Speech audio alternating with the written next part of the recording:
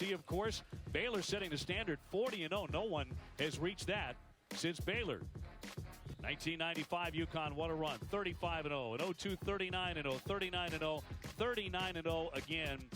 UConn and Notre Dame undefeated this season and about to tangle in the national championship. Well, we've never won 40.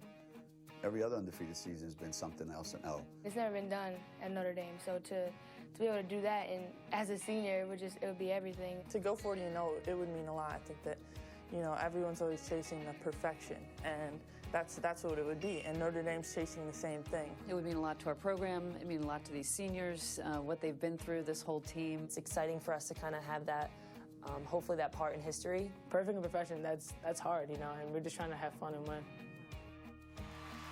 Well, of course, last night, Kevin Ollie's UConn men won their 4th national championship, beating Kentucky. Students in stores gathering to watch and celebrate. They're going to do it again just 24 hours later, watching the women play. Meanwhile, at South Bend, Indiana, they'll be watching the Fighting Irish attempt to win their 2nd national title. Time of the Capital One starting lineups. We go back to the public address announcer, Molly Haynes. And now let's meet the starting lineups. At guard for Notre Dame, a 5'7" freshman from Mitchellville, Maryland, number 15, Lindsey Allen. At guard for UConn, a 5'7" sophomore from Glen Heights, Texas, number 4, Mariah Jefferson. At guard for Notre Dame, a 5'10" sophomore from Lincolnwood, Illinois, number 32, Jewel Lloyd. At guard for UConn, a 5'8" senior from North Babylon, New York, number 14, Bria Hartley. At guard for Notre Dame, a 5'11" senior from Erie, Pennsylvania, number 21, Kayla McBride. At forward for UConn, a 6'0" junior from Anaheim Hills, California, number 23, Kalina Moscata-Lewis. At forward for Notre Dame, a 6'1" senior from Grosse Pointe Woods, Michigan, number 44, Ariel Breaker.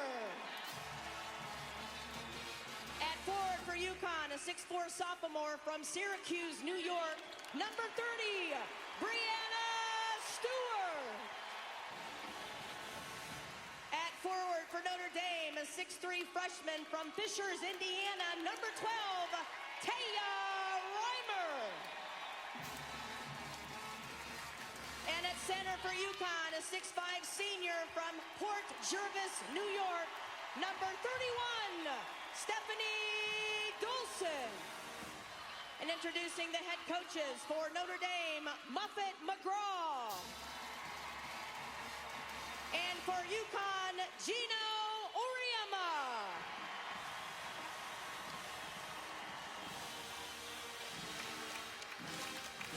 That was one highly anticipated handshake between the two head coaches, Muffet McGraw and Gino Auriemma.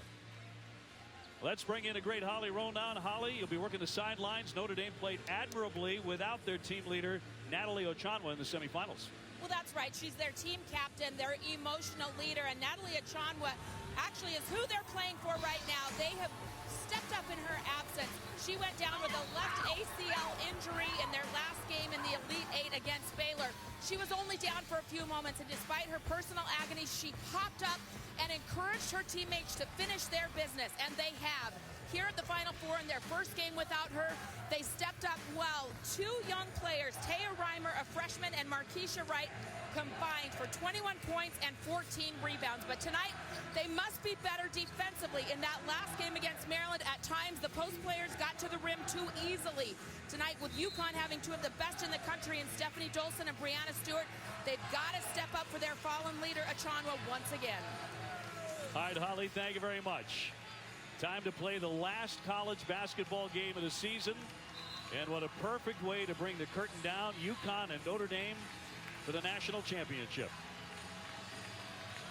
Notre Dame is 37-0. UConn 39-0. UConn in the white. And they meet here for the national title. We're underway, and UConn wins the opening tip. Our officials tonight, Dee Kantner, Lisa Mattingly, and Denise Brooks. And the Irish open in a man-to-man. An aerial breaker gets the assignment of Brianna Stewart initially. Dolson lets fly and hits a two-pointer right out of the gate. Last 3 games, it's been a struggle on the offensive end out of the gates for Connecticut. And right away, Dolson shows you that she can, at 6'5", step away and make shots. Senior playing in her 4th Final Four. Here's McBride trying to answer, but can't. Rebound tip to the speedy Mariah Jefferson, one of the quickest point guards in America. Stewart with her first touch into the lane, swinging inside. Tips her own miss up and in. She is the single most difficult matchup in women's college basketball. At 6'4" with a 7'1" wingspan and unbelievable athleticism, she is really hard to guard. Player of the year, averaging 19 points and 8 rebounds a contest. One of the problems for UConn in the tournament, believe it or not, has been getting off to slow starts. That has not happened tonight. Nice scoop shot there on the drive by Reimer, the freshman, who's really made an impact filling in for Ochanwa. Well, Holly is right on. And I think she had to have gained an enormous amount of confidence with their performance in the national semifinal. Stewart again in close for 2. Early trouble for the Fighting Irish. It's interesting. She grew up a perimeter player, and Coach Oriema is working really hard to get her to be more of a post-up player. You can see why. Jefferson went to the theft. McBride trying to lean inside. She's missed her first couple of shots, coming off 28 against Maryland. She had one of the best games of her life. Hartley from the corner, but too strong. Notre Dame with a scary good offense. 87 points a game. They're the #1 shooting team in America. They hit 51%. And that one knocked down immediately by Lindsey Allen. These are the 2 best offenses in the country. They are 1 and 2 in field goal percentage. They both run excellent offense. In fact, you'll see a lot of similarities in the sets run on both sides. UConn's the #2 shooting team in the country. And they're both 1-2 in assists as well. Hartley trying to get in close, got too close. And McBride lost it right on the sideline, and she is angry at herself for that turnover.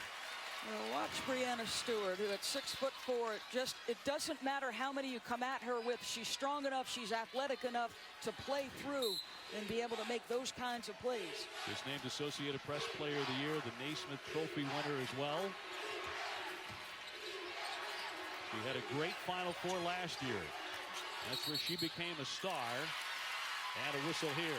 Wow, they're going to call an offensive foul on Stephanie Dolson. That brings a big grin from Stephanie, a smaller one, and a word or two from Gino. Well, she is a serial screener. On that one, she screens and rolls to the rim, and they call an offensive foul. Wow. If they call that all night, it is going to be a tough night for Connecticut. Allen, the freshman. In the lane, a nice give there. Great defense by Stewart as she knocks it away and collects it. She's an outstanding shot blocker. You mentioned the wingspan at 6'4". She can dunk a basketball, too. Hartley on the drive, slams on the brakes. Jefferson open but won't shoot it. She drives it instead and left it short. UConn by 2. McBride straight on, drains that. We'll see if that gets her started. Well, this is something that Maryland allowed her to do with great consistency and paid for it in the national semifinal. If you allow McBride to come up the floor uncontested, don't change her direction and allow her to get into her rhythm. It's dangerous. She can score with anybody. She's the ACC Player of the Year. Rhea Hartley, another senior for Gino Oriema. Get used to seeing these 5 on the floor because UConn will only play 6 at the most probably tonight. And another whistle. Stewart went down inside the lane. The foul against Notre Dame will go against Lindsey Allen. Well, as you said, there's not a lot of depth. There's a little contact inside, and you have to make the call because you trip up Brianna Stewart. I thought the first foul call on Stephanie Dolson was bad. So not a great start for the officials. There's not enough stars in women's college basketball. Don't be in danger of putting them on the bench. Reimer with the block right in the face of Kalina Mosqueda-Lewis. And she got that one cleanly. So Notre Dame trying to grab the lead here in the national championship. McBride running right into Dolson. And that's going to be a 3-second violation against the Fighting Irish, so they turn it over.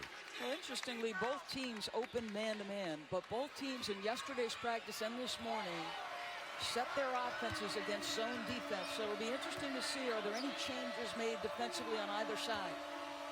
It'll be fascinating to see how this game is going to be officiated. UConn committed the fewest fouls of any team in Division I. And a turnover. Thrown right away to Lindsey Allen. Also lightning quick. Great give to McBride for 2. Terrific bounce speed. And Notre Dame has the lead. With both teams, the first thing you must do is take them out of transition. And the Irish may be the toughest guard in transition because of all the options they have offensively. Wilson off the fake. Stewart taking the baseline, leaning in. Yes. Just so many skills inside and outside because she can back out and hit it from 23 feet as well. Launching way downtown. That's off target by Lloyd. Jewel Lloyd coming off a 16.9 rebound game against Maryland. Entry pass Dolson for 2, and UConn running their offense well. And a bigger challenge on the inside than they faced against Maryland. To me, Breanna Stewart and Stephanie Dolson are the best 4-5 tandem in women's college basketball. Maryland had depth and athleticism, but not the offensive options that UConn has inside. Markeisha Wright in the game for Muffet McGraw. On the drive, tough shot by Allen. On the outlet, here's Hartley. She's very quick and loves to attack. Rolls it in and 1, and she'll go to the line. Rhea Hartley, the WBCA All-American. She'll be at the line for a 3-point play. Well, the pace of this is everything we could hope to start. You get the Irish or UConn out in transition, and Bria Hartley, one of the 3 first-team All-Americans this year, gets a first bucket.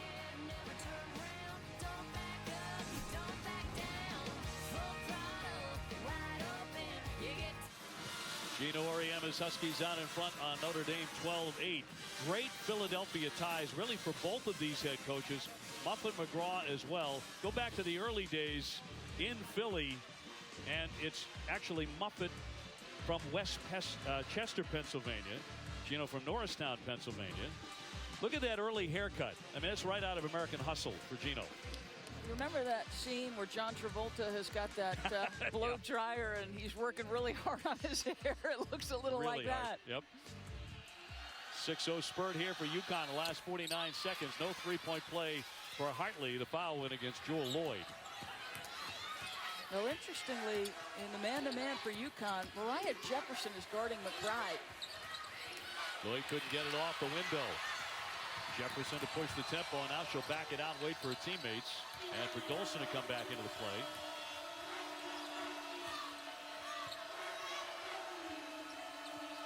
Dolson on a high set. Backdoor cut. Stewart, nicely done. That's the read and react system. So Breanna Stewart takes a step toward the ball, gets the defender to bite, and it becomes an easy backdoor play. So that is up to an 8-0 run. Breaker won't shoot it. The feed underneath. The block by Stewart got right in right space. And this is, to me, where the separation exists between these two teams. Connecticut comes in as the best shot-blocking team in the country. That is 7'1" of wingspan on Breanna Stewart, and she covers an awful lot of mistakes on the defensive end of the floor. Remember, she was the most outstanding player of last year's Final Four. In the semifinals, she had 29 against Notre Dame. And the reason they miss Ochanwa is their leading. Nice pass. Nice little high-low. See, Ochanwa is not a shot-blocking presence, but Ochanwa took a ton of charges, and that translates to possessions for the Irish, very much the way shot-blocking does for UConn. Bride denied, trying to get inside. Jefferson all over her, picked her up again, and made her travel. That was Mariah Jefferson forcing the 3rd turnover for the Fighting Irish tonight. And she is their best perimeter defender and become a major factor. This is the play on the opposite end. A little handoff, and it translates to a high-low, and that's that tandem we were talking about, Dave. We'll see if Kalina Mosqueda-Lewis gets going to a great 3-point shooter off the fingertips of Bria Hartley, and UConn kicks it over for the 3rd time. And their designator shooter comes on the floor. This is Michaela Mabry. Allen goes out. She's not as much of an offensive threat. That means McBride will handle. They would like to get Mabry started. She has been quiet in the NCAA tournament. Now she is their most prolific three-point shooter. She takes about a third of Notre Dame's total threes. It's 42%. McBride with a pull-up pop. No. Off target early. Up ahead. Stewart, nice catch. Able to keep possession for the Huskies. On top 16-8. UConn really looking like they're settling in offensively too. Shot clock down to 12. Dolson wants it. On the freshman to her left. Yes. See what I mean about the interior play? It's a 12-0 run for UConn. This is danger time for the Irish. They need to start stringing together multiple stops and make sure they keep up on this end of the floor. Reach in foul by Jefferson. So Mariah Jefferson, the sophomore, commits the personal. See, unlike Maryland's post, these are offensive-minded players, so they get Stephanie isolated. She's very capable, worked really hard to get that left hand down and efficient, and makes it look easy.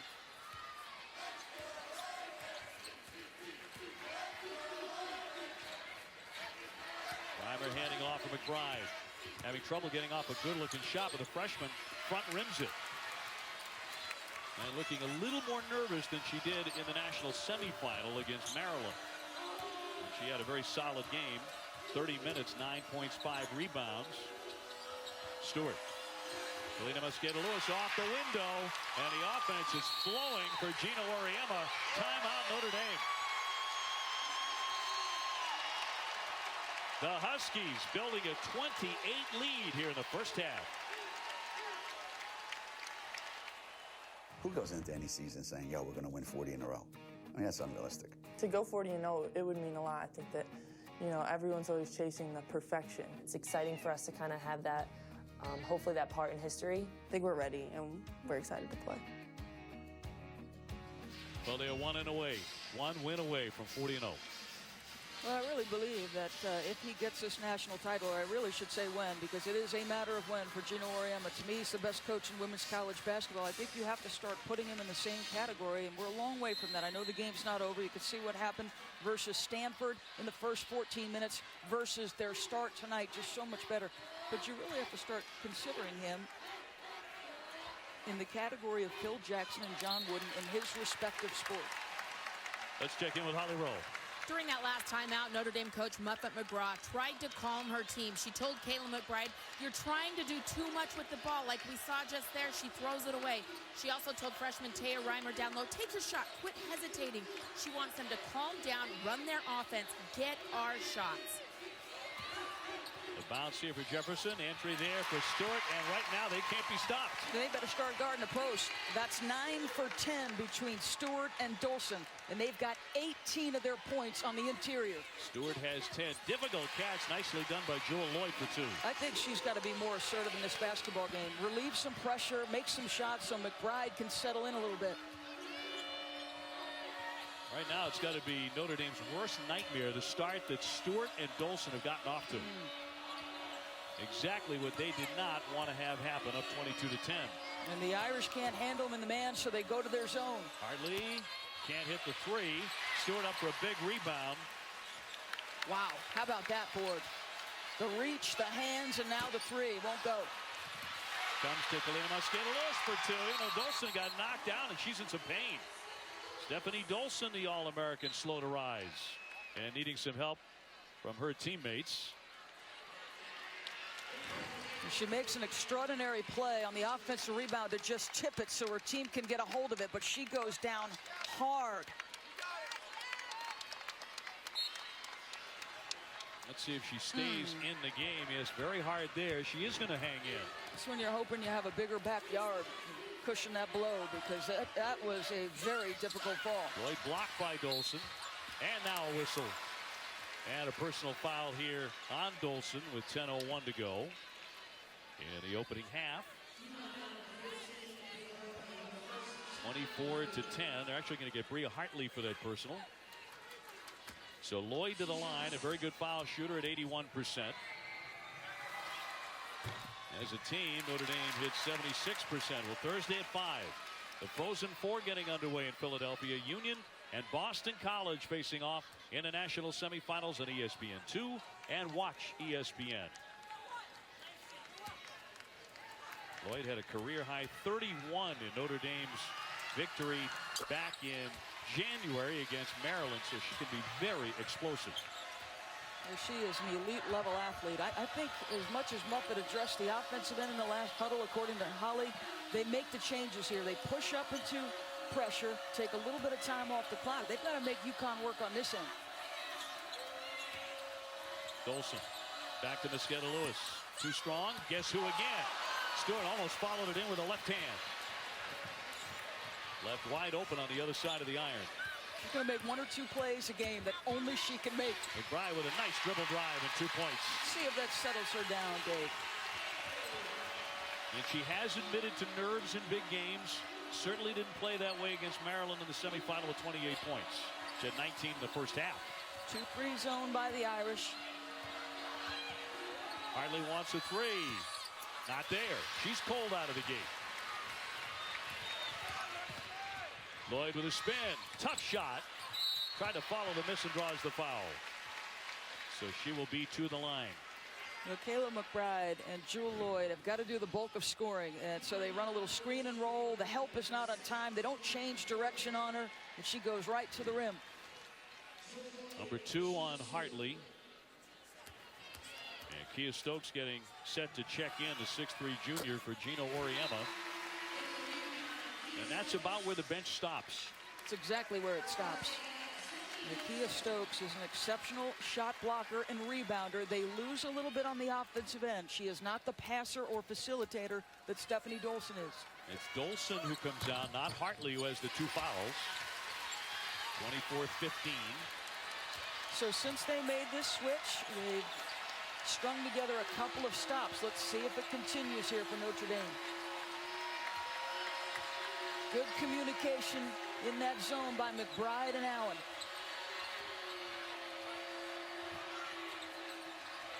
Stewart again. Throws it away. A poor pass. Here's Allen with it. Back up top, Mabry, and misfired there and actually went down in a seated position. No whistle, no foul on that play. As Lloyd went sailing out of bounds as well. So all they're doing with this pressure, it's a very passive pressure, but what they're doing is they're breaking UConn's rhythm, right? UConn was in a great rhythm to start the game. They were getting everything they wanted, particularly on the interior. Now this has changed the game a little bit. Notre Dame starting to creep back in it. Mosqueda Lewis. Stokes with that second effort. Helena Mosqueda Lewis down the lane for 2. Nobody picked her up. She just kept on hammering. Yep. Just comes as the shooter right down the heart of the defense.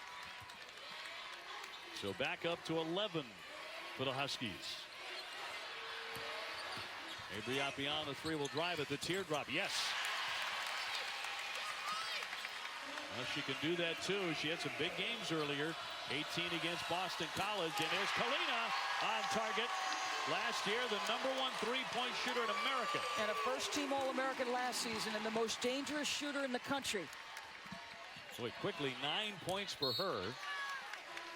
And the lead up to 29-17. We have a timeout. UConn trying to go to 40-0. Perfection on the line for Gino Auriemma, who has never lost in a national championship game. And Storrs loving it so far.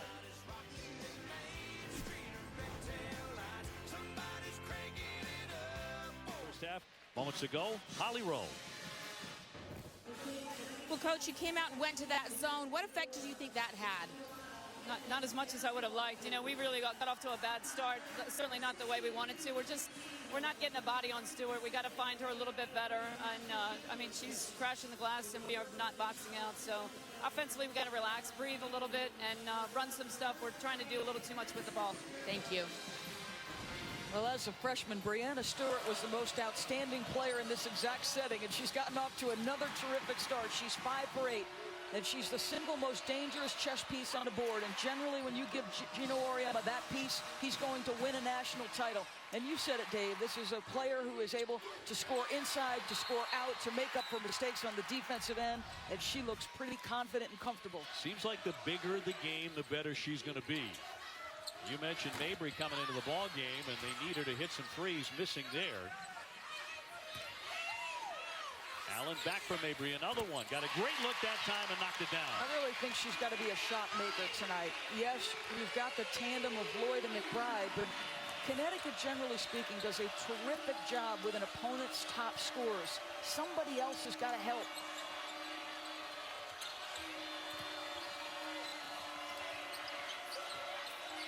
Dolson back in on the high post. Backdoor cut, Kalina Mosqueda-Lewis with a teardrop.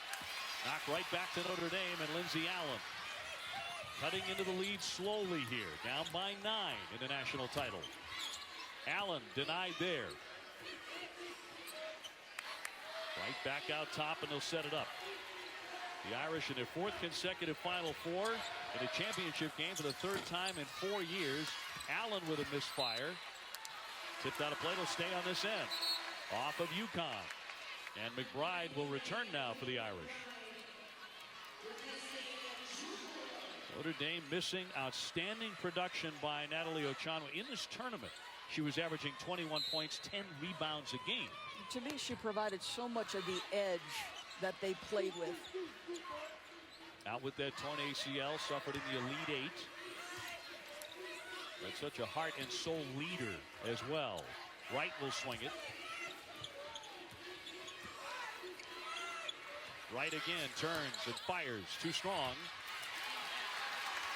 Terrific hustle by Stokes. She had to go guard the high post and then recover to make that steal. She was strong in the Stanford game. Here's Jefferson. That one missed badly.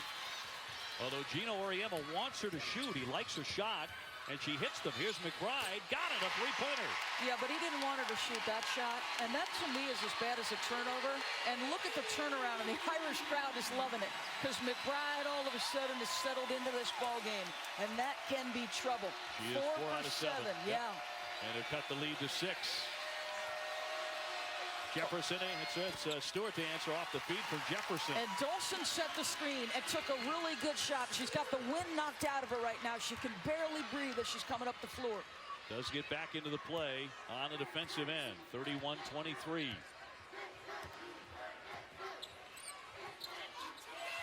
Mabry again. Off the side of the iron, and Dolson's there for the rebound, so she has recovered sufficiently, and she has 5 boards. Jefferson driving with the left hand, lays it in. You see how quick she can be. See, I like her better in that. In using her speed and her dribble drive ability to get by and get closer to the rim.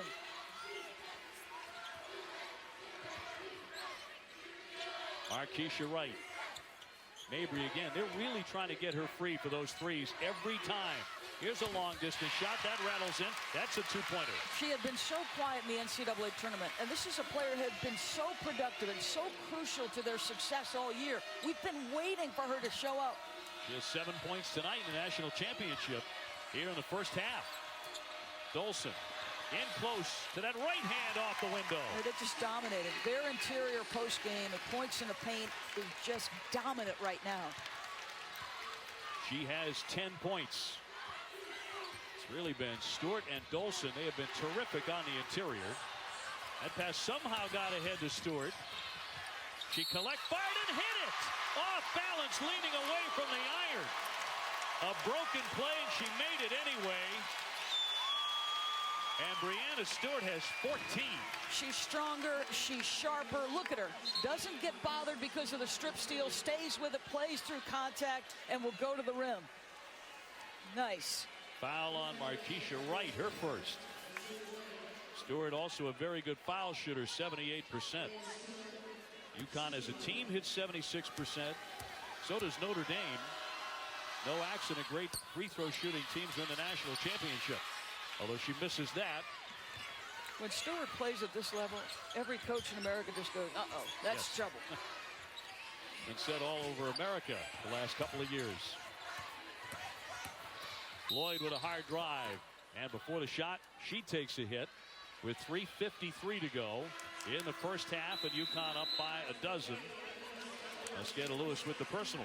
Well, Stephanie Dolson is a serial screener. She is constantly looking for opportunities to get her teammates open. She pays a price on that one as the Irish go right into her chest. But I'll tell you what, put the ball in my hands, all of a sudden I feel a heck of a lot better, especially when I make them. The offense we have here with these two teams.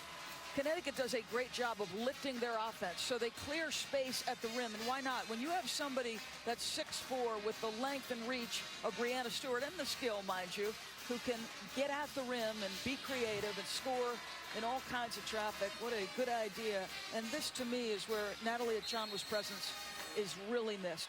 She is an excellent defender and pretty tough. McBride knocks it in off the inbounds play, and she suddenly has 11. And is heated up after a sketchy start. On 5 for 8 shooting, and right now they're in a triangle and 2, and they are face guarding Breanna Stewart and this player, Kalina Mosqueda Lewis. And Kalina has all of a sudden gotten hot too. She's made 4 out of 8. That's exactly the shot the Irish were hoping for. Avery's open on the wing, knocks it down.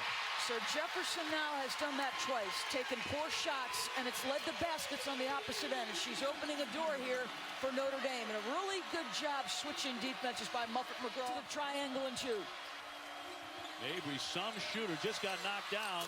Kalina Mosqueda Lewis talking about some shooter way downtown. Well, her defender hit the deck, and she went right at it.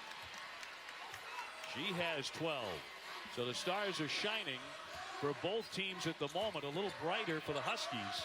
Dolson and Stewart have combined for 24 points on 12 of 15 shooting. Jewel Lloyd, quick step to her right, blocked by Dolson.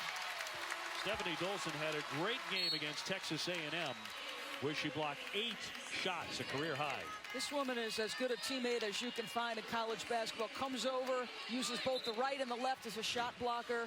She is just all about team. What a great personality. She's also showing you how tough she is. She's been knocked down hard a couple of times. Lloyd with the shot clock at 5.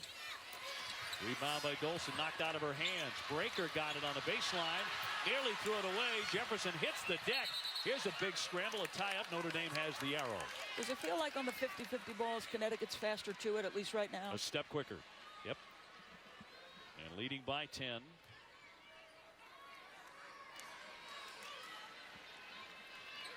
Now, the last time the Huskies lost in last year's Big East championship game to Notre Dame off the inbounds. Reimer couldn't get it to go. And it'll stay on this end, they say. With 2:26 remaining in the first half of the national championship. Both teams undefeated. Look at Mariah Jefferson. She was guarding McBride on her way to inbound the ball. That's committed defense. It is. Cable brings it out. Madison Cable. She can shoot it as well. 47% beyond the 3. McBride got it. Come on, that is a big-time shot. I mean, Mariah Jefferson's trying to deny the heck out of her. Mosqueda Lewis. No, Stokes got it. Now, Kalina Mosqueda Lewis has that look in her eye like she can't wait to get the shot in the air.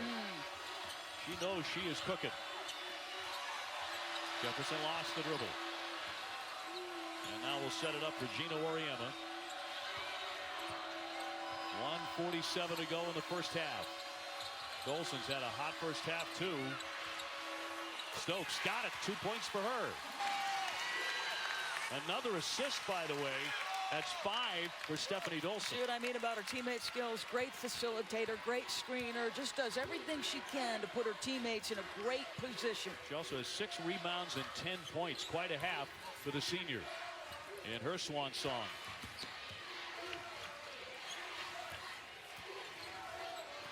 Shot clock at 7. Cable just barely got the shot off. Stokes got hit in the face as she knocked it out of play. So a little bit shaken up with 3 on the shot clock now. That's all the time the Fighting Irish have. Trailing by 10.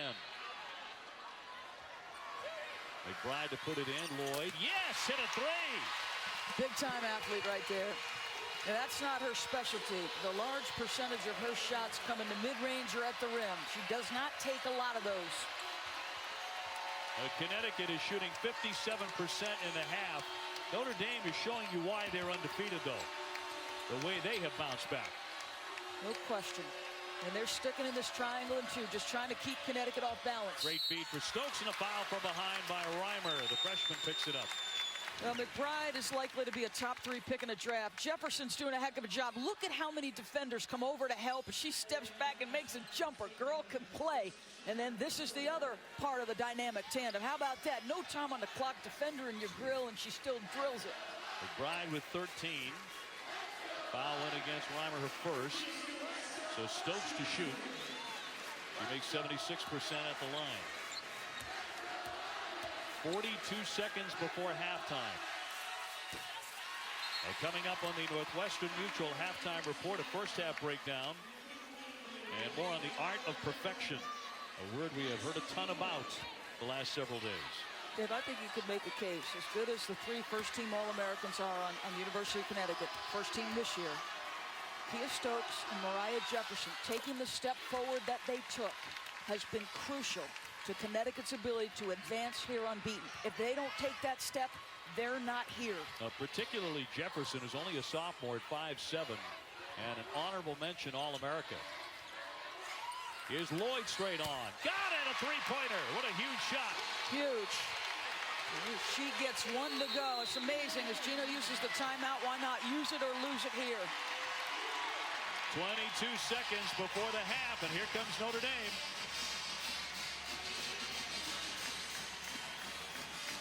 They have cut the lead to 5. Well, you have got a player in Jewel Lloyd who is terrific at the rim because of her leaping ability. But look at that picture-perfect jump shot. And South Bend, yes, sir, loving life. Irish eyes are starting to smile if they can just keep that momentum going. Well, they have trailed by as many as 14. So down the stretch of the first half, they've caught fire. They've hit 5 out of 8 from three-point territory, and that's mainly Mabry coming off the bench. That's correct. And Lloyd and McBride are going to need some support. And because of the defensive assignments of the interior players, Reimer and Breaker, I don't think they can do that. So I think Mabry is going to have to make shots. Think about this. Lloyd only takes about 17% of her shots from 3. But when you give somebody like her confidence, when you allow her to make her first, look out. She can hit 39%. She's a very good shooter out there. Stewart had it knocked out of her hands. Off of Notre Dame with 12.4 on the clock. And up against Reimer, who deflected it. Markeisha Wright will return at 6'2", and the freshman goes to the bench. Stewart to get it in. 10 seconds before halftime. Jefferson, Dolson straight on. Rebound, Kalina Mosqueda-Lewis for 2. The heave will be short, and we're at halftime. Connecticut once had a 14-point lead. It's now half that. Let's go to Holly Rowe with Stephanie Dolson. Well, Stephanie, in the last few games, you guys have gotten off to a slow start. What was different tonight? I don't know. You know, our energy, we just went out there extremely passionate, and we just wanted to go out, execute our offense, and our shots were knocking in. You guys went on a big run, but they're hitting threes. What do you have to do better defensively on the perimeter? We just got to communicate. We got to make sure we go over every single screen, make them back cut because I'm just standing in the lane.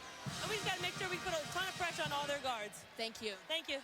Ollie, Stephanie, thank you very much. We're at halftime of the national championship. And UConn and Stephanie Dolson with a 45-38 lead over Notre Dame. Let's join Kevin Agandi now for the Northwestern Mutual halftime report. Someone said the Final Four is UConn's house.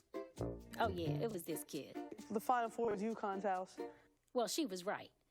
Overall, they have 8 of these, and if they win this year, this guy will surpass her and be one more title away from catching up with this legend.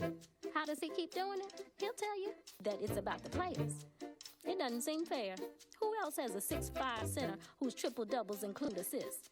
And we can't forget they have Stewie. No, not that Stewie, this one. Brianna Stewart is an athletic 6'4" with a wingspan like this. Nah, more like this. Then there's Mariah Jefferson, who is fast. No, like this. And if that weren't enough, they are also confident and say stuff like this. I don't care who I'm playing against. I'm going to come out and I'm going to try to rip whoever's heart out. So there's that. Gino and the Huskies are rolling toward another national title. He's undefeated in national championship games. So if you buy into that history stuff, this could find itself squarely back in the dog's house. Perfection. Having all the Required or desired elements, qualities, or characteristics. as good as it is possible to be. Free from any flaw or defect in condition or quality. The state of being Perfect. Combined, they are 76-0. Kayla McBride trying to keep the Fighting Irish in this game and give them hope in the second half. Coming your way after this. The NCAA Women's Championship is brought.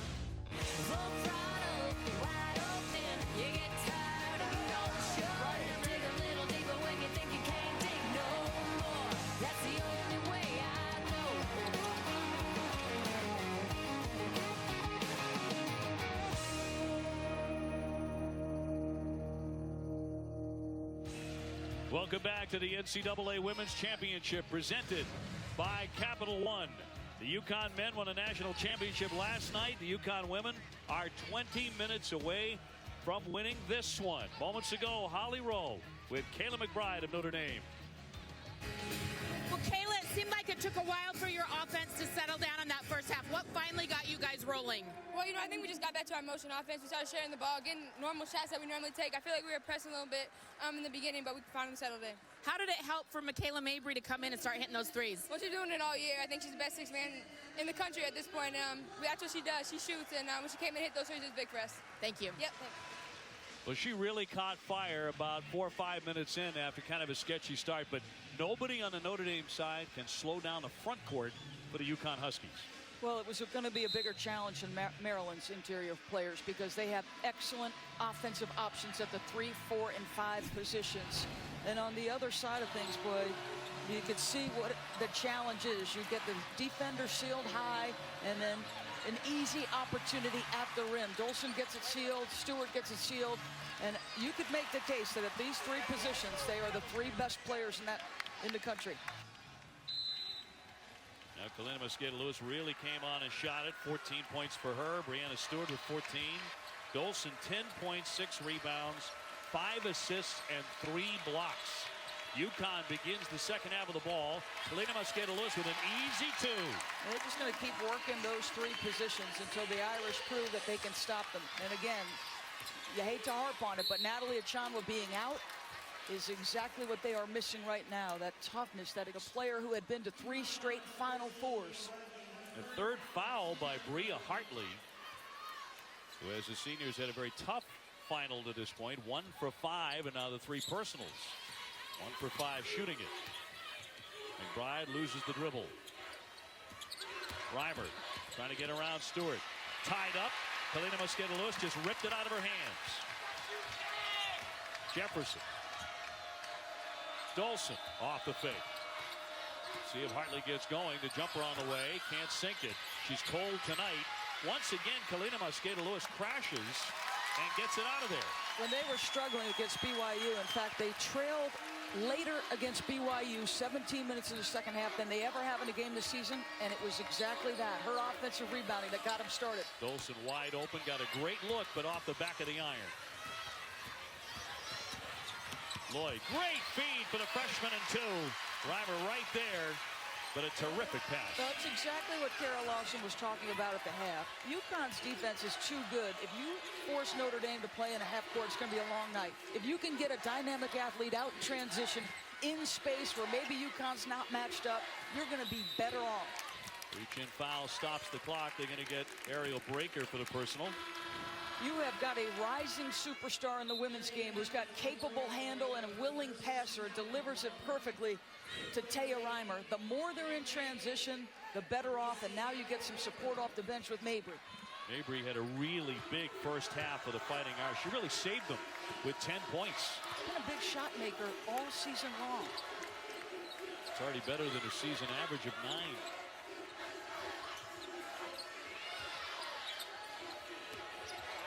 Stewart won't shoot it. Shot clock to 10. Hartley through the lane. Got 2. Gotta believe the first team All-American is going to settle down. Over Bria Hartley's career, she has been a big game player. She struggled in the first. Let's see what happens here in the remainder of this half. Both teams perfect. It's never happened before in a college basketball championship game. Difficult angle there by Lloyd. Probably forced that shot. Jefferson again. Full throttle. Lost it out of play. A little too quick. Well, too fast. There was nobody with her. You know, she was running alone. Gino Auriemma was convinced it was tipped. Turned over 6 times now by the Huskies. They lead it by 9. McBride, long distance. That cupped out. Dolson hammering the glass for another rebound. She's on her way to a double-double. She has 8 rebounds tonight. Elena Mosqueda-Lewis really commanding the ball. Hunting shots. Hartley with step back 3. Dolson another rebound. Mosqueda-Lewis takes a bump, left it short, follows the miss, banks it, no. Free again in the lane. Here come the Fighting Irish now. McBride with a jumper. Can't drain it. And tip to Stewart. Hartley went down. No whistle there. Helena Mosqueda-Lewis. Dolson has a tip out of play off Notre Dame. Missed opportunities both ways right there. Yep. Couple of chippies missed by Connecticut. Transition where they should have had numbers, and the Irish come away empty. UConn has never lost in a national championship game. That's the men and the women. Just extraordinary. The men are 4-0. The women are 8-0 in the national title game. Over the top, Stewart, difficult catch to the other side for 2. She's got exceptional hands. Not sure I've seen a woman who is better at catching the ball in traffic than Breanna Stewart. 16 and counting for the player of the year. McBride, a tough exchange, picked off by Jefferson. She's off to the races.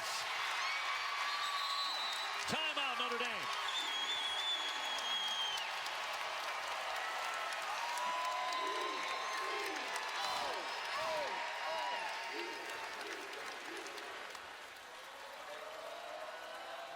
Very happy mom and dad. Brianna's mom and dad, Heather and Brian Stewart, and their daughter has 16.7 rebounds, 3 assists. She's so low-key, she didn't even tell them she won the AP Player of the Year award. They were upset they didn't go. This is the catch. And how about the elevation? You wouldn't look at Breanna Stewart and think immediately she's an exceptional athlete. But, folks, telling you, at least once or twice a game, she is going to do something. Look at how close to the rim her hand is. She can dunk easily. And how low maintenance is Breanna Stewart? Well, she signed her letter of intent on the hood of a car. Everything understated, as exceptional as they have been over the course of the years. Now, she was in the car with her dad, and he said, "Isn't your letter of intent due today?" They stopped and signed it on the hood of the car and sent it in. Lloyd, another one. Difficult shot, off balance and off the backboard. I love the story. In this day and age where everybody's making their picks on ESPNU and playing with the hats, how about we just sign the letter of intent and send it in? Good old-fashioned stamp. Works just fine. I'm sure our bosses appreciate me saying that. Yeah, we'll be back next year. Dolson swinging to her right. And 2 more. They haven't had an answer all night long. Yeah, shake your head like Michael Jordan did. They haven't had an answer for you, Stephanie. They can't guard you. 8-0 run in the last 2.5 minutes. Jefferson went for the theft, nearly got it. McBride with a leaner, tough shot. She is good. You know, we were talking about Alyssa Thomas being a top 5 draft pick. If all these WNBA coaches are watching the shot making of Kayla McBride, I wouldn't let her get past 3. Now you think she's bumping up? No question. She's had that kind of tournament, 28 in the national semifinal. Hartley's open and off target. She's ice cold tonight. Getting another good look, though. Won't take the shot there after the feed from Dolson. Here's Stewart again. 2 more for the player of the year. 18 for her, and Buffett does not have an answer. How pretty is that offense? Floor is space, movement with the ball, player movement. That's just as good as you can do it. Now, both of the teams have been very open, and certainly the head coaches have, about their dislike for one another. Allen with a misfire. Luckily, it gets settled on the court. So far, the Huskies have certainly been the better team. Hartley again, an air ball this time. Saved by Stewart, though. She's out of sorts, Bria Hartley. And Stewart is out of sight. Yeah. This is like her own playground out here. They're going to leave Hartley alone. Jefferson's wide open. Can't drill it. Rebound comes to Dolson. Up for two. And a foul. And now they've opened up a 17-point lead. The struggles of the guards has not shaken UConn at all. Hartley and Jefferson have not been great offensively, but boy, has everybody else been good, starting with the best player in the country, Brianna Stewart. Nice cut. What a surprise. Stephanie Dolson, another assist. She's got 14 and 11. How about the hustle? Yes, we can do that too. Stephanie Dolson, offensive rebound, play through the contact. Huskies rolling.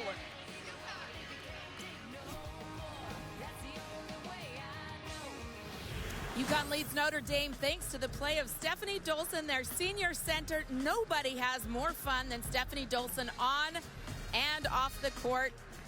She's a joy to watch, and here's her giving President Obama bunny ears. She's challenged him to a dance-off if they win and go back to the White House. But Gino Auriemma told us that when he was recruiting her, a lot of people around the country said, why is he recruiting this kid? She was chubby, she was slow, and he said, I was at an AAU tournament, and every time the kid get knocked down, she'd be on the floor, she would pop right back up and run as hard as she could to the other end of the floor. That's why he signed Stephanie Dolson. And he said, if I could coach 10 Stephanie Dolsons every year, I would coach forever. Well, he's coached at Final Four appearances. She's won one national championship. He also said the first time I saw her play, great hands. Great hands. But think about her first game as a freshman against Baylor. I mean, it was a huge struggle. She barely played. McBride lifts, not there. Elena Mosqueda-Lewis having a great game. Fires that one up for Hartley. The entire front court for UConn has been spectacular. As I said, they have played through the struggles on the offensive end of their guards. But make no mistake, Mariah Jefferson has been heard from on the defensive end. That kid has worked so hard. Stewart, no. Rebound free, and it comes out high for Notre Dame and Lindsey Allen. She'll run the offense now, trying to creep back in. If they let her through, she still couldn't hit the layup. And Jefferson got fouled going up for the rebound. Foul against the Irish. With 13:23 to go. And an 18-point lead. Well, you're trying to get out in transition and make plays. A missed chippy. And Mariah Jefferson does a great job running the floor. Too much contact by Marquisha Wright. Her foul. Some pressure in the backcourt. Nearly stolen away in a foul here. I think they're just going to call it out of bounds off Allen. Allen had it knocked away, indeed, just deflected. So off of Lindsey Allen. Hartley high on the wing. And the Irish in their zone. Little bump, Elena Mosqueda-Lewis. Doesn't matter at all. I mean, you can almost knock her to the floor. She's going to hit that shot. Nothing the Irish has done defensively has phased them in this half. The lead balloons to 20. Biggest lead of the ball game. McBride threading through. Charge. Offensive foul on Kayla McBride. So it was the right read against the initial defender for Muffet McGraw, right? You're telling your kids if you're getting denied, you're going to go back door. But you've got to be aware of the help rotation. Look at two players come over in assistance. The shot blocker, Stephanie Dolson, and the wing, Kalina Mosqueda-Lewis. You know, they come over and do this. They help all the time, but they do not foul. They've committed the fewest fouls in Division I. Gino has a very simple philosophy. That's a travel. Well, the sacred grounds of Augusta serve as the backdrop for this on ESPN. National championship from Nashville, Tennessee. Doris Burke, Dave O'Brien, Holly Rowe. UConn being UConn here with about 12 minutes left. And again, thrown out of play by Notre Dame. Are you seeing signs now that the Fighting Irish are beginning to come apart? Yeah, they're coming apart. And listen, the difference between these two teams, one, it comes on the defensive end of the floor. Connecticut has been the best defensive team, #1 in field goal percentage defense all year. Stolen right back by Jefferson. Stewart, one dribble down, and she's going to draw the foul. She'll be at the line. And one of the things Gino talks about quite often And he preaches it to his kids every day in practice. We take away threes, we don't give up second shots, and no free throws. And if you do those three things, you're going to give yourself a chance to win. And he is on the edge of winning a 9th national championship. Right now, the 8th, co-held with the great Pat Summitt of Tennessee. Gino has never lost in a national championship. A perfect 8-0, just an extraordinary record of success. He said it would mean a lot more if it happened that he won 9 if he were still coaching against Pat Summitt. Sure it would. Of course it would. You want to coach against the best. Which is not to say it's not terribly meaningful. Tapped away by Jefferson. McBride comes over. She missed the bunny. Took her eye off the rim with McBride coming over defensively. Here's Mabry's three. That bangs away, and Hartley's there. 63-42 with 11:38 to go. And even if he gets this, make no mistake, Pat Summitt will still stand alone. There's not a female athlete in the country that doesn't owe Pat Summitt a debt of gratitude, because she changed the way people think about women. Women as competitors specifically. A tie-up. Notre Dame has the arrow, so they will have possession with 11:25 remaining. Notre Dame has scored only 4 points here in the second half. And when we come back, Holly Rowe, a conversation with Gino Auriemma, closing in on title number 9.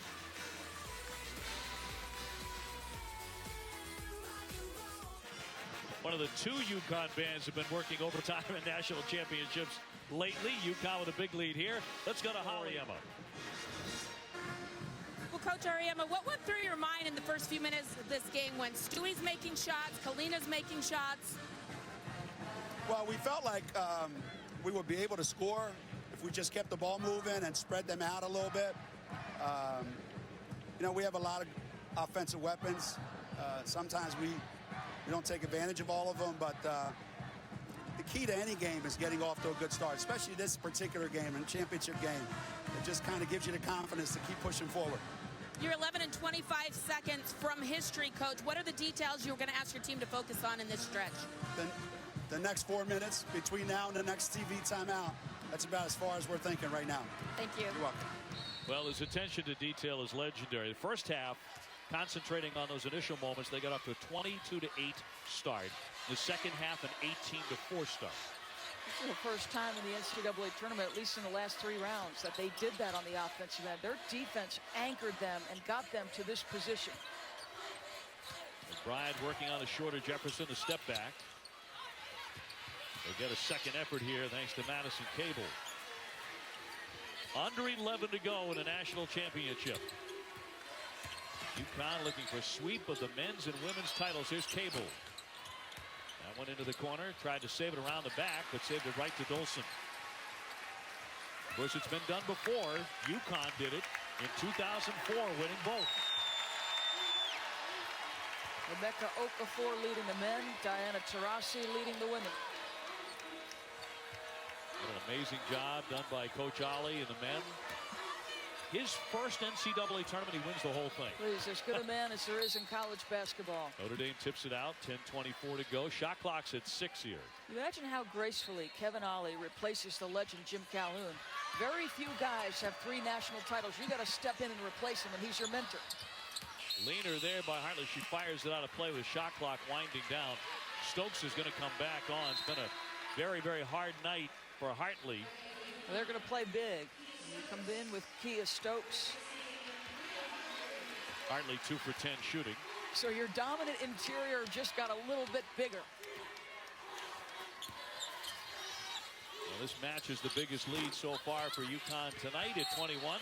Stokes comes in immediately, grabs a rebound and a foul on the play.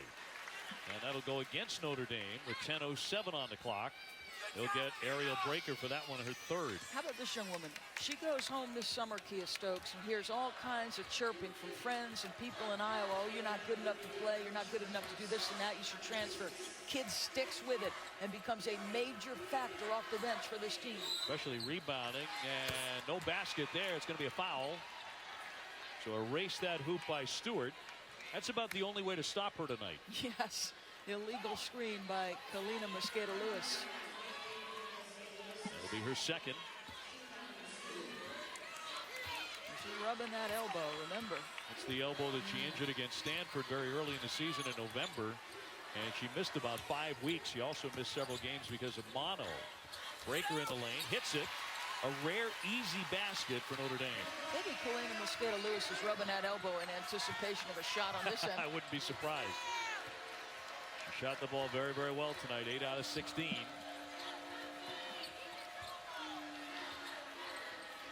Stewart, she's been a little quiet the last few minutes. Otherwise, a very noisy championship for her. Dolson can't hit it. Stokes with another big rebound and a foul here against the Irish. Offensive rebounds really piling up right now for Connecticut.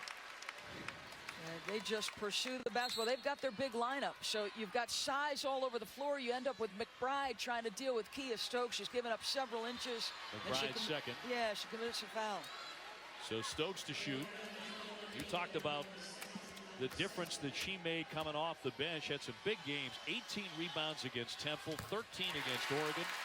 She had 8 double-figure rebounding games, and that was really her role.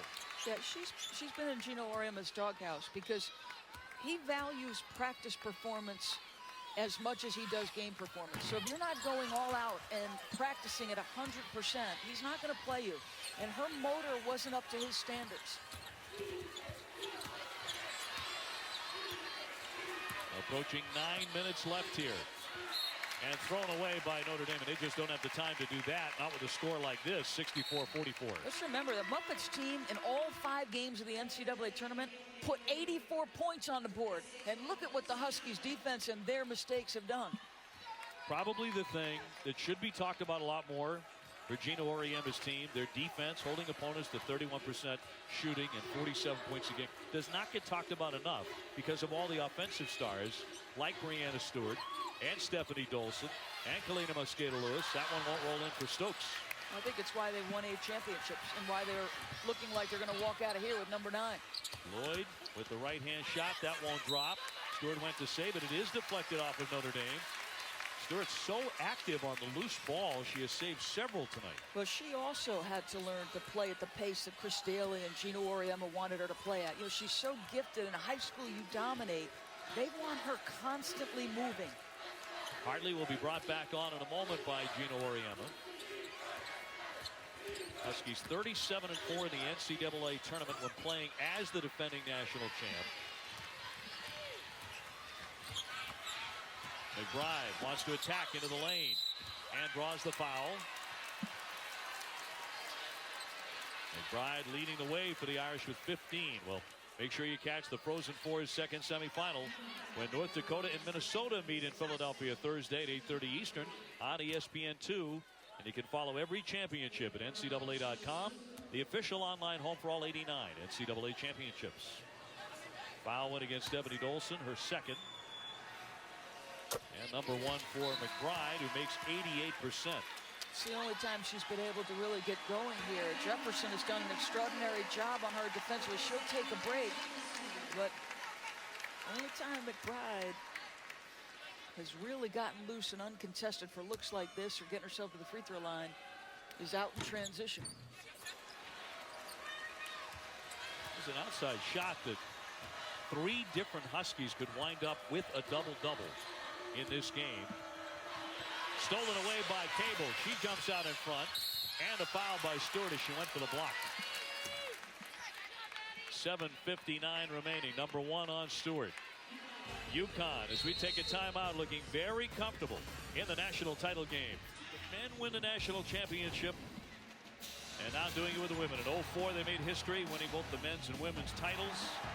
They defeated Georgia Tech for the 2nd title in school history. The women, led by Diana Taurasi, defeated Tennessee 70-61 for their 3rd consecutive title and number 5 overall. How about the American Conference could have the national champion in both men's and women's college basketball in year 1. In year 1. Cable makes the pair. Skylar Diggins, former Notre Dame star, hoping for a miracle run here with 8 minutes to go. She just said one stop. It begins with one stop. Jefferson's really had a fine floor game. Hartley back on the court. She missed Dolson in the middle of the lane. Tipped into the corner here from Mosqueda Lewis, and it's going to be a foul on her. So that's the one stop. They were in the triangle in 2, and they get what they want. A mistake by UConn. That's her third. Let's go back to Holly Rowe. Well, Gino Auriemma was able to speak with the men's coach, Kevin Ollie, last night, and he said, I just hope we can be half as good as you were in beating Kentucky, and they have been so far. Stephanie Dolson also said she got some text messages from some of the guys. Niles Giffard and Shabazz Napier both got in contact with them. And she said it really helps when we feed off of each other. The men have looked up to the women for a long time, and it's fun that they can both be good in the same year. Now tossed out by Mabry here. Rebecca Lobo will tell you that when she won national championship, that one of the great supporters from the men's team was Ray Allen. Yes. In fact, the first person to greet Gino Auriemma inside of their building was Ray Allen. Jefferson using the screen by Mosqueda Lewis. Hartley undaunted. Still chilly though. Boy, those two guards have really struggled shooting it. Great ball movement off the loose ball and up and in for Dolson. So Notre Dame gives it up after winning the rebound. 17 for Stephanie Dolson. You're talking about the floor game of Jefferson. Look at the ball pressure she's applying to McBride. Here's Mabry off the front of the iron. Stephanie Dolson having a huge game. 14 rebounds, 17 points. She also has 6 assists. And maybe on her way to another honor here on this court tonight. Jefferson. Elena Mosqueda Lewis. Nice stop there by the freshman. Reimer came over to defend. Hartley's open. Shot clock at 2. She threads her way in. Denied. It was a clean block. And it's a traveling violation. Nearly a shot clock violation, too. Yeah, all the hustle plays, the 50-50 balls, a missed jumper by Bria Hartley, been a real struggle. But the water bug, Mariah Jefferson, gets the steal, makes the extra pass, and has played extraordinary defense all night long. Time beginning to run out on the Fighting Irish, who are a perfect 37-0. Boyd running right into Dolson. They're letting them play, and I like it. 10 to shoot. McBride bottled up. Got it free to Cable in the lane. Knocked away. It'll go the other way. It'll be UConn ball. Because I like the freedom of movement rules in college basketball. I do think there has to be a greater measure of common sense on both the men's and women's side. You know, when the ball is 35, 40 feet from the basket and there is the minutest of contact, while it may by law be a foul, Dave, I don't necessarily think you got to blow every whistle out there. Gino Auriemma takes a timeout here with 5:38 remaining. A closer look at Gino Auriemma through the years. Now 29 seasons. He grew up in Italy. Got his first coaching job as an assistant at St. Joe's. Look at that haircut. 1978-79. That was big then. Named the UConn head coach in '85. They took a chance on him. And an incredible record in national championship games. 8-0. Now, Pat Summitt coached in 13 national championships. John Wooden never lost one either. He went 10-0. Pat Summitt 8-5. They're just extraordinary legacies for all three. But keep in mind how little was at the University of Connecticut. There's Gino's mom. I mean, the roof was leaking, and there was a track around the court. They had one rotary phone, he and associate head coach Chris Daly, to do their recruiting with when they started. Now packed houses, national championships, and Hartley hits. Very cold night for her, but she has 7. And the Huskies are on their way, 69-47. They have shot the ball exceptionally well all night. Denied defense there by Hartley to knock that one free. See, she hasn't let her lack of making shots affect her effort on the defensive end. She's 3 for 13. Mosqueda Lewis 8 for 17. Stewart 9 for 13. Dolson 8 for 12. Jefferson on the baseline. Here's Hartley. Sailed that one. Tipped out high. Controlled by Jefferson. That was Dolson getting a hand on it. How fast is Jefferson? Trying to beat the shot clock. Did get it up on the iron. And now a new shot clock for Connecticut. So even with the big lead here, as Jefferson is hurt, they continue to play very, very hard. But Mariah Jefferson in pain and clutching at that right knee, and now down right in front of her bench. Looks like it may be a cramp. About 4.5 to play. Driving that lane, attempting to beat the shot clock, and then very off balance there, hit the floor. But didn't look like she turned either an ankle or a knee, so it does, you're right. And the way she's stretching her out, it does look like it is in fact a cramp. So they go back to the big lineup, just slides Hartley over to the one, and they play bigger. 6 assists, 5 rebounds for Mariah, who's only 5'7". Dolson on a high post. Hartley taking on McBride. She'll come back out with a shot clock down to 10 for UConn.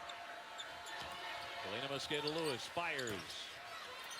Stokes with another rebound. One offensive board after another, but she throws it away. Lloyd on Hartley. No. Jewel Lloyd's had a very up and down game for the Irish, and they needed a lot more. Well, she looks so comfortable all season long, stepping into the lead along with Kayla McBride. Not so tonight. Hartley draws the foul with 3:46 remaining. UConn piling up the points. Got off to a great start, and they've kept on rolling here in the second half. Closing in on a 9th national championship.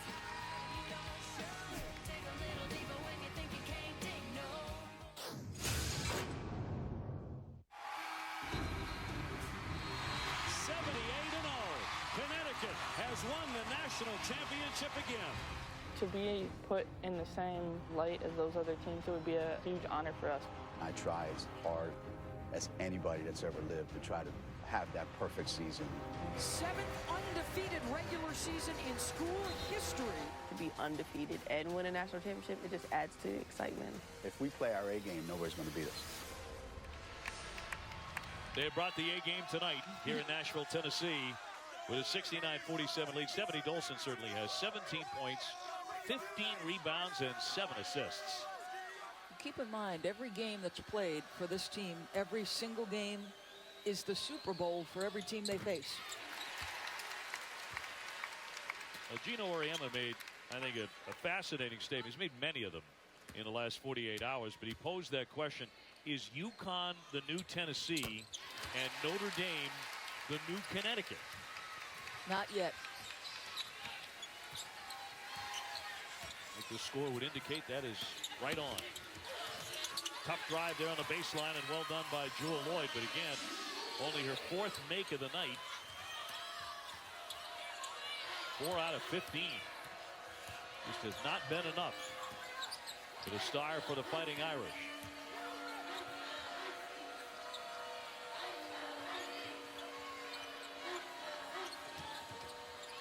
Stewart off to Jefferson.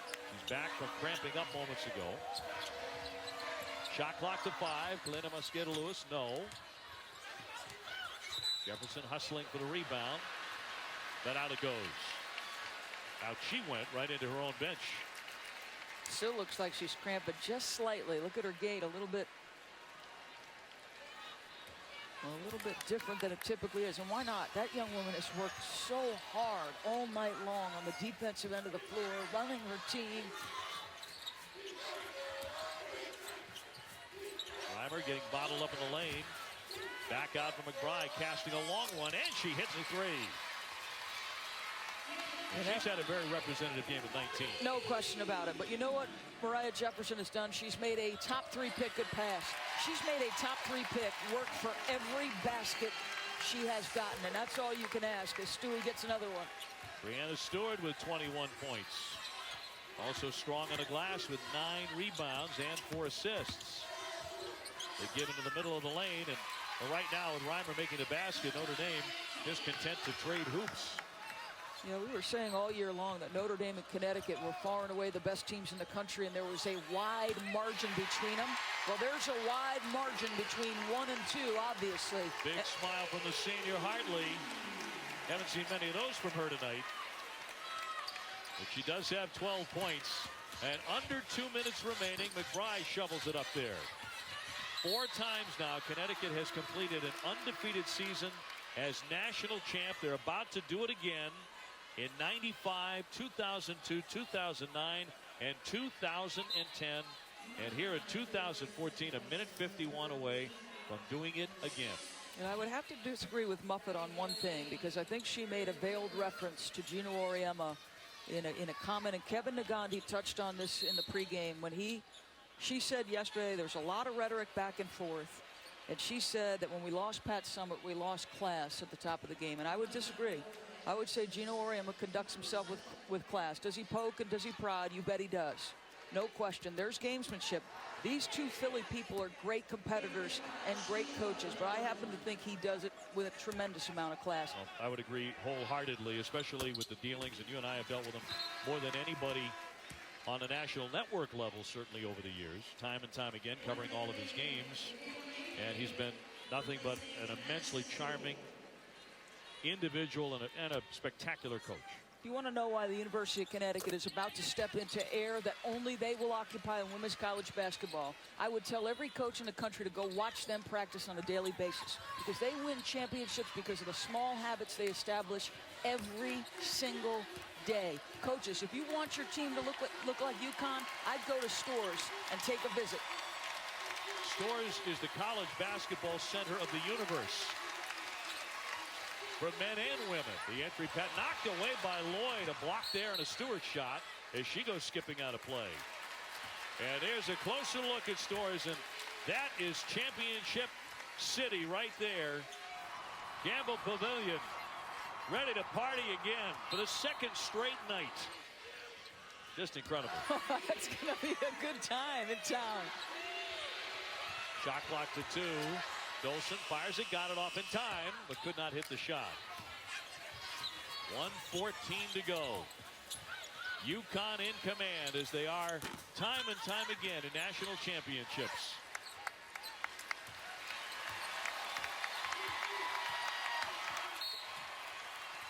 McBride, Kayla McBride really had a fine game in what will be a loss here. Closing out a great career, ACC Player of the Year, unanimous All-ACC first team, AP All-American. And she'll be I cannot believe anyone's going to let her get by the top 3 picks in the draft. As you see Gino and Stephanie, a nice moment shared between a player that he has adored.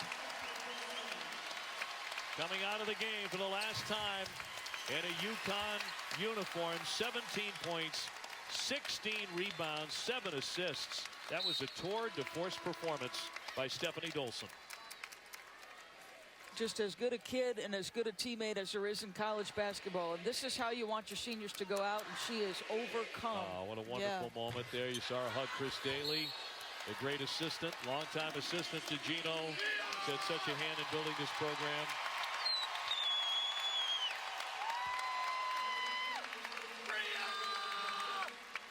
Rhea Hartley would be next, the 5'8" senior, the WBCA All-American.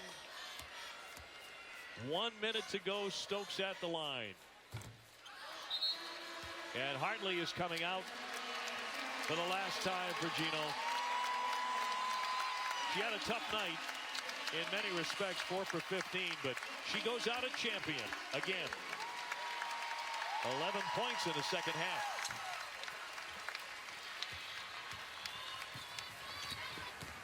So the final seconds, Notre Dame with a bucket on the other end. Scored by Hannah Huffman coming off the bench. And don't forget about the end of Ochanwa's career as well. So unfortunate that she tore that ACL in the Elite Eight and could not help tonight. You wonder how much this game might have been different, at least in terms of the competitive nature of it. I think so. I think UConn was going to win this matchup no matter what. But the way they dominated on the interior 3-4-5, I think it would have been more competitive with her. Well, Brianna Stewart, the player of the year, her mom and dad delighted by the effort as she comes out. 21 points, 9 rebounds. She loves the big stage. She said she came to UConn to win 4 national championships. She's 2 for 2. And the terrifying thing for her opponent, she has 2 years left. And she's going to get better. What she did between her freshman and sophomore year. Can't wait to see her as a junior. Half a minute to play here in Nashville, Tennessee. The pursuit of perfection.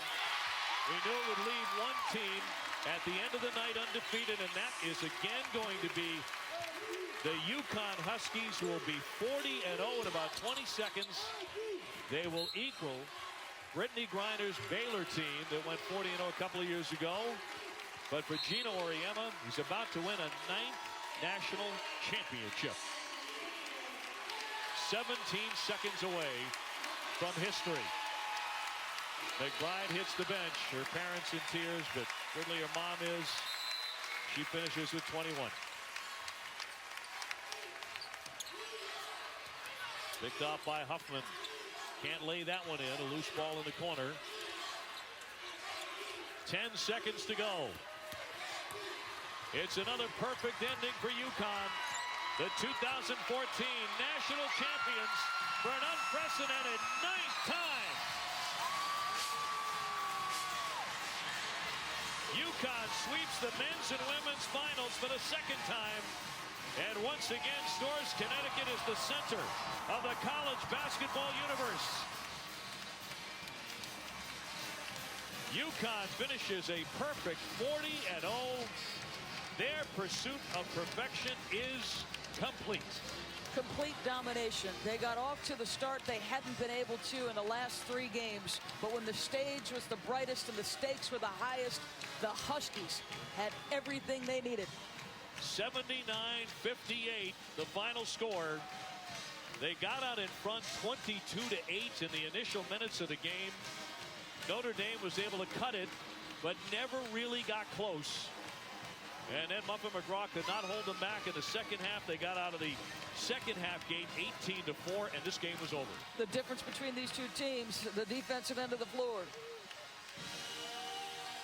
Gino Auriemma has broken the tie with Pat Summitt. He now has 9, and he's joined by Holly Rowe.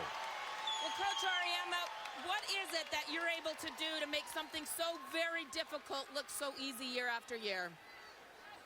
I don't know, Holly. I wish I could answer that question. I'm probably one of the luckiest people in the coaching profession because I get to coach players like Stephanie and Bria.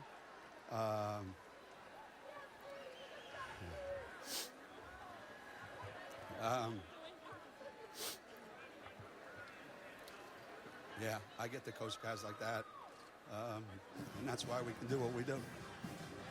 You said the reason you coach is you see your seniors go out and win their last game. So what is that feeling like right now? It's overwhelming. Those 2 kids are 2 of the most unbelievable kids I've ever been around in my life. And to see their faces when they walked off the court. I don't usually get this emotional, but this one got to me. Thank you, Coach. Thanks, Howard. But certainly another side of Gino Auriemma, and we know him to be a very emotional man and a guy who can be deeply touched, but he's talking about his seniors and the fact that he'll never coach them again, and it means the world to him. If you make your kids believe that you are most and first concerned about who they are as people before players, this is the kind of relationships you're capable of, and the greatness can translate between the lines, and it has for this program. I think you're absolutely right. There's nothing but class at the top of women's college basketball today. Let's go to Holly with Stephanie Dolson. Stephanie, when was the moment in this game when you started to feel like it was yours? Right in the beginning, that opening tab. Right when we came out, I knew our team had such confidence when we came out of this game, and we went into it so excited, so pumped. So everyone said we had a lot of pressure on our back, but we didn't. We went in there having fun. We were loose. We played great, and you know, we knew right in the beginning. You came out of the game and you were in tears hugging all of your coaches. What has it meant to you to be a UConn Husky? Well, first of all, I'm an emotional person. I like to cry. But it's meant the world to me. It has meant so much. You know, there's just been a second family for me, and ever since I was a freshman, they took me in, and you know, we've just grown as a group, and I just love these guys. Men and women national champs. What does that mean? Absolutely, it means the world shabazz. Guys, we went out with a bang. Let's do it. Thank you, Dave. Back to you. Thank you. All right, Holly. Thank you very much. We take a look now at tonight's Capital One Cup impact performance. Stephanie Dolson all over the stat sheet. Well, for a player who's been as good a teammate as you can have, what a way for her to go out. She was a dominant scorer, a dominant rebounder, a dominant defender, and a dominant facilitator. You can't do it any better, Stephanie Dolson. Enjoy your teammates. You put in the work, and it has paid dividends. A shot block, send it back, Stephanie, twice on the pipes. Yes, you can pass it too. You hit Stewart at the rim. This is as good a character as there is in women's college basketball. UConn so dominating on the boards tonight, 54-31 over Notre Dame. And what a touching moment here. Gino hugging his mom. What a wonderful sight here. For the 9th time, he celebrates a national championship with his family and his UConn family. An unprecedented achievement. Well, the 2014 NCAA Women's Basketball Champion is UConn. Stay tuned for the trophy presentation and plenty more coverage coming up next on SportsCenter. Now it's time for SportsCenter. I think is kind of the perfect player for Connecticut. Yeah, you know, these seniors, I think, you look at the mark that they leave, and it's just been about winning. And Bria Hartley and Stephanie Dolson, what I've been most impressed about in their career is the fact that they were willing to do whatever it took to win. If they needed to call out a teammate, they needed to set screens, they were just winners. And that's what Gino Auriemma wants. That's the type of player he wants, and he had both of them in the same class. 5 undefeated teams. I mean, is this the best one, Rebecca? I think it's in the Women's Basketball Committee, Carolyn Henry. Thanks, Holly. First of all, congratulations to both teams for outstanding seasons and an outstanding championship tournament. And to your 2014 NCAA Division I Women's Basketball Tournament champions, congratulations to the University of Connecticut Huskies.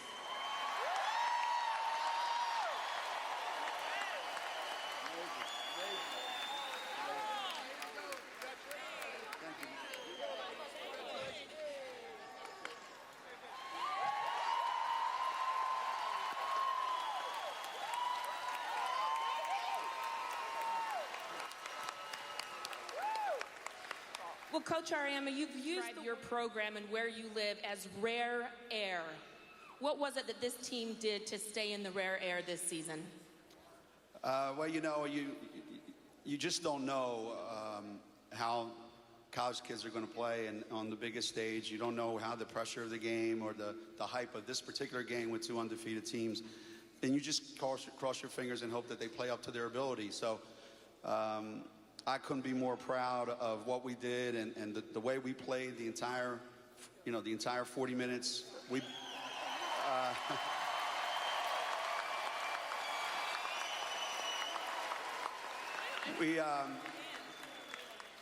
beat a great team tonight. Notre Dame is a great team. And for them to have the kind of season that they had and then to lose their starting center and to come here and do what they did, I just can't say enough about their players, their coaching staff, and it took everything that we had. We knew it was going to be a tough game, and we knew that if we played great, that we would have a chance to win, and we played better than I thought we were going to play.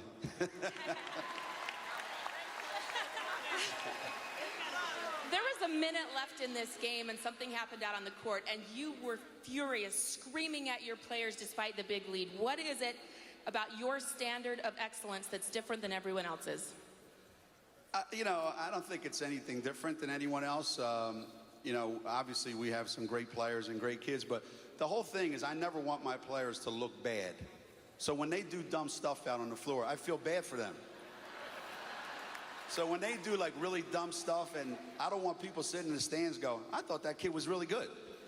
So I always want them to look their best and play their best and have people appreciate them for their hard work. So I don't even get mad. I just get so frustrated that I know they're so much better than that. But you know, it's part of it's part of our charm at Connecticut, the way we love each other. Well, Coach, with this win tonight, you have moved into exclusive territory, passing the great Pat Summitt for 9 national championships. The players have changed, but you and some of the staff has stayed the same. What is it that has allowed you to make history? Well, you know, first of all, I never set out to do any of this in terms of what our record is now. You know, certainly when I was an assistant at Virginia, I never dreamed that I would say, wow, you know, someday I'm going to be mentioned, you know, with Pat Summitt. You know, back at that time, I just got into it to coach because I thought I could be pretty good at it. And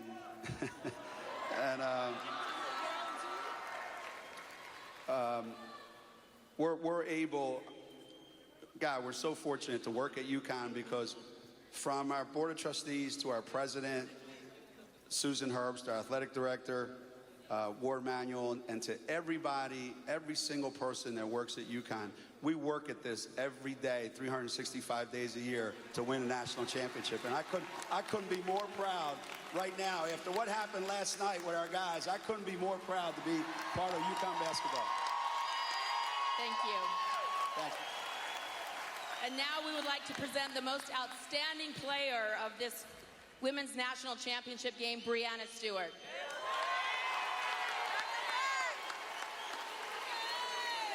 So Breanna, for the second straight year, you're the most outstanding player. You were a freshman then, you're a sophomore now. What is it that has allowed you to excel like this? I think my teammates and my coaches are always pushing me to work hard, and you know, this season we wanted to chase perfection, and we did that tonight. You started out a little slow in your last 3 games, but tonight you hit your first shot. You just came out so strong. Why were you so different? I think just really being aggressive, getting an easy shot at the basket, and you know, starting your game that way is a lot easier, and it helps you get into a good flow of things. Coach Ariema said one of the things he's done well is to help convince you guys that the pressure of perfection is fun. What has he done to convince you that that pressure is great? You know, it's been fun. I think this whole season has been fun, and you know, when you're winning, you're always having fun, and it's better than losing. And I think that you know, we're happy to be where we are right now. Thank you. And Stephanie Dolson, one quick question for you. I know that you had something you wanted to say to the President of the United States. Yes, first of all, President Obama, we're back. Secondly, he better get his dance moves on point. That's it. Oh, Jimmy Fallon, please hit me up.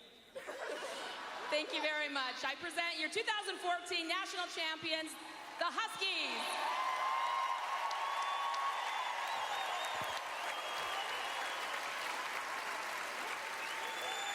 The Music City is UConn. I'm up at 37-1, but I know the one really hurts. What did you say to your team? You know, just we have to remember what a great season this was. Connecticut was just a better team. The best team won today. You know, I thought we fought, but we were out of our rhythm a little bit, and they played so well. You know, they looked comfortable, and we looked a little nervous at the start, but I'm just proud of this team for what they've accomplished this year. You guys trailed by 14 early, but then cut into that lead, and it was only 7 at halftime.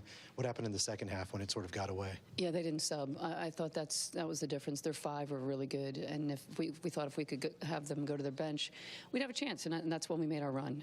Then they didn't sub for the next 10 minutes, and that was pretty much the game. Love it. Thanks. You bet.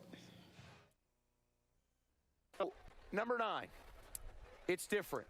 It's completely your own. And after the game, you were a little bit emotional. Yeah, the numbers, I've always said this, the numbers aren't nearly as important as the people attached to those numbers. I would trade 6 or 7 of those championships to have the same feeling that I had when Stephanie Dolson came off the floor and when Bria Hartley came off the floor. I've had some great players and I've been emotional, but for some reason that one really, really got to me. I'm generally not like that on the sideline, but for some reason these 2 kids have had such an impact on me as people and as players, that I think back to tonight, that's what I'm going to think about. How would you describe that feeling? You know, they were thrown into it as freshmen. They're one of the few kids that right from freshman year, they had to get it done. They came in the middle of a 78-game winning streak. And here they are in the starting lineup. And it's like, all right, go and don't screw this up. And from that day to today, they have absolutely done every single positively, everything that you could possibly do. And everything's been for our team. There's not a selfish bone in either one of these kids' bodies. And I'll never, ever, ever forget them. But, you know, 9-0 in national championship games, and you even said on the podium that your team's performance kind of surprised you a little bit, exceeded your expectations. What is it about your program that allows you to play your best games in the biggest moments? You know, Kara, I wish I had the formula for that, but we try to make sure that, well, generally we come here with the best team. So if you're going to come here with the best team, then all you have to do is play your A game, and there's no pressure on you. You know, so we try to diffuse the pressure by saying we're the best team. And all we have to do is play the way we've played all year long, and it's going to be good enough. As opposed to coming here and going, oh, my God. You know, it's like you feel like you can't do it, that there's doubts. So you try to eliminate the doubts. And today I had some doubts. I had some doubts because of the way we've been shooting the ball. I had some doubts because our offense, which has been so good all year long, kind of disappeared when we went to Lincoln. And I knew that playing a team like Notre Dame that can score points so easily, that if our offense wasn't there, this was not going to it wasn't going to meant to happen. When we talk to you about championship teams of the past, there's always moments from a season or moments from the championship game that you like to talk about with that team. What would those moments be from this team or this championship game? Well, for this particular team, the one thing I'm going to really kind of focus in on is kind of the way the season went for Kalina Mosqueda-Lewis. You know, that so many high hopes for her, and then the injury, then the mono, then the other injury, and the way she performed in the Big East tournament, the NCAA tournament, that was really gratifying. That performance by Kalina kind of made up for everything that happened the previous 5 months, and that's the way you want kids to respond to adversity. We had some adversity as a team, but she had a lot of adversity as a player, and I love the way she responded. You're fully aware of the history of the game. We got a graphic here, Gino. I want you to take a look at it, and it puts you in elite company when you talk about the record in championship games. The great Pat Summitt, 8-5, 4 of those losses to you in the title game. You're 9-0, and then John Wooden. John Wooden is 10-0. When you see that graphic, what goes through your mind? I don't know. I really, I like to think that, as I said, that when you're at Connecticut, you come to Connecticut for the big moments. And you try to instill that in your players immediately from the time they get there, so that they want the big moments, they want the spotlight, they want the pressure games, they want when it's you win a national championship or it's a lost season. That's the way they treat themselves. And now when you come to this game, we're not going to get this far and then lose. So it's something that we try to instill in every one of our players. And 9-0, yeah, like probably 8 of those times we had the best team. Last year was probably the only time we showed up where maybe we didn't have the best team. So supposed to win. That's what the president and the AD tell me. Becca Loba's on the board of trustees. Is she the demanding one? I get an email every time we don't play well. All right, now listen. We're not going to put up with this, he says. Listen, pursuit of perfection, we were hyping it all up. Notre Dame on one end, UCONN on the other, and then it kind of took a turn publicly the last 2 days with the back and forth with Muffet-McGraw. Any regrets there? Oh, it's a shame that it even came up. I think it was unnecessary. I don't think anything was gained by it. So I don't know the reasons why it came up. But anytime you get to this point in the season, you really want the focus to be, on the game and the players. And I think for a little bit there, I think it got away from us. I said to Muffet before the game, I said, it's been an interesting couple of days, huh? And she kind of just laughed and smiled, you know. It's in the world that we live in today, you almost got to expect that. That's the world right now, you know. There isn't a story yet. Well, there will be one. Just hold on a second. Well, the basketball world expects you to win, and your team's constantly delivering. You can get a good night's sleep now. Finally, right? Something you haven't had in a couple weeks. No, there won't be any sleeping tonight, but next couple of days, yeah, I'm going to try to catch up. Gino, enjoy it. Thanks, guys. And you guys did a great job, by the way. I love watching you on TV. I love listening to you. The energy that you bring, thank you. It's unbelievable. I told Carrie yesterday the chemistry that these guys have, absolutely phenomenal.